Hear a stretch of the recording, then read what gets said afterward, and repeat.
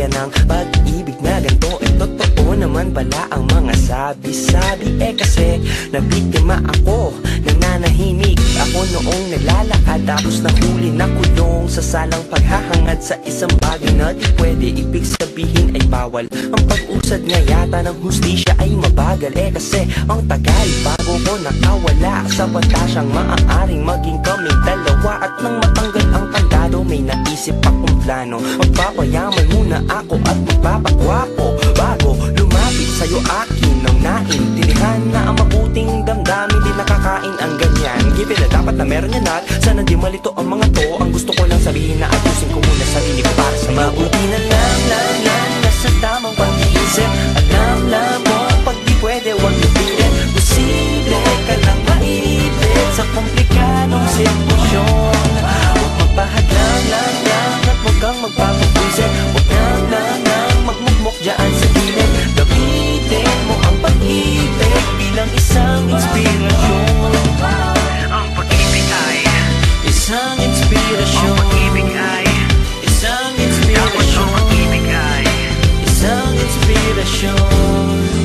Isang inspirasyon. Lumipas ang ilang taon mula sa lupa nakabangon. Hindi na ako nanghihingi sa nanay ko ng baon. Kilala na ako ng mga tao doon sa kanto. At kahit na papano may pera na ako sa bangko.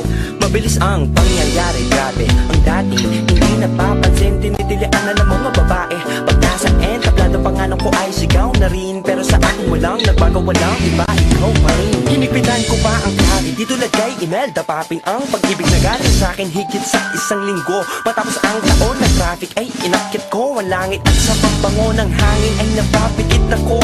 Kasi bago lumapit sa'yo akin nang naintindihan na marami akong hirap na naranasin sa daan. Nalagpasan ko ang madami na yan at para di malito ang mga to. Salamat sa inspirasyon na iayos ko ang sarili ko dahil sa mabuti na lang nasa tamang pag-iisip.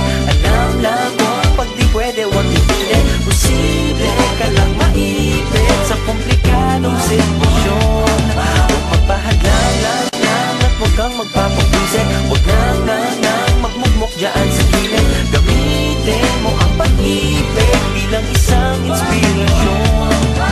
ang pag-ibig ay Isang inspirasyon. ang pag-ibig ay Isang dapat inspirasyon. ang pag-ibig ay Isang inspirasyon.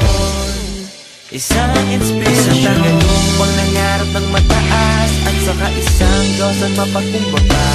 Ano kaya ang mangyayari sa wakas? Tayong dalawa kaya ay magkita sa gitna.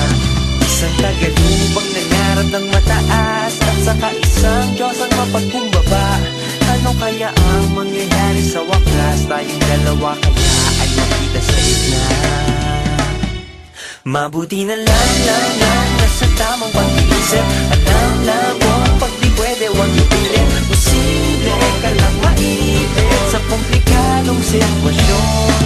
Huwag magpahadlang lang at huwag kang magpapagwisit. Huwag lang magmukmok dyan sa gilid. Gamitin mo ang pag-ibig bilang isang inspirasyon. ang pag-ibig ay Isang ang inspirasyon. pag-ibig ay Isang dapat ang inspirasyon. pag-ibig ay Isang inspirasyon.